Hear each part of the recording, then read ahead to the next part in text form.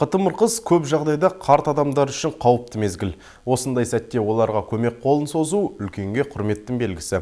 Бұрын еріктілер егіске ұйытқы болса, бұл жолы мемлекеттік қызметшілер бастама көтерді. Олар қарияларға жәрдемдесіп, ардагерлердің алғысына бөленуде. Толығырақ Гүлім Қажымқызының бейнематериалында.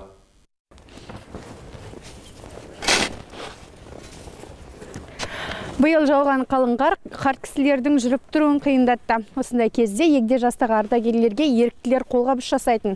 Бұл жолы мемлекеттік қызметкерлер үлкенге құрмет көрсетудің үздік үлгісін көрсетті. Аязбек Шалғынбеков Қостанай ауданының құрметті азаматы, әрі еңбек ардагері. Ауыл шаруашылығы саласындағы 50 жылдық адал еңбек үшін кеудесіне төсбелгі таққан. Қыс түскенде 3 сағат ауласының қарын тазартатын қарт былтыр жүрекке ота жасатқан. Содан кейін тіпті күрек көтере алмай қалған. Соны уайымдап жүргенде мемлекеттік қызметшілер көмекке келді. Бүгін осы үйге келіп отқан мемлекеттік қызметкерлер, волонтерлары, оларға да рахмет. Көктемде су тасқын кезінде бұлар күндіз түні өсірді, дежурный етіп көмектеседі. Осы волонтерлар болған. Биыл волонтерлар үшінші рет келіп отыр осы қыста.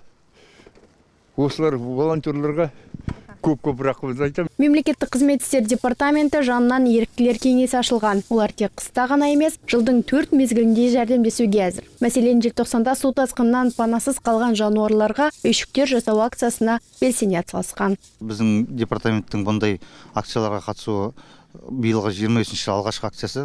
Бұған дейін де 24-ші жылдар көптеген акцияларға қатыстық. Биылғы бұл таза аула акциясы деп аталады. Бұл акция негізі еңбек ардагерлерінің ауласын осы қысты күні қардан тазартуға бағытталған. Осы жұмыстар бойынша біз басқа да қаладағы бүкіл барша волонтерлармен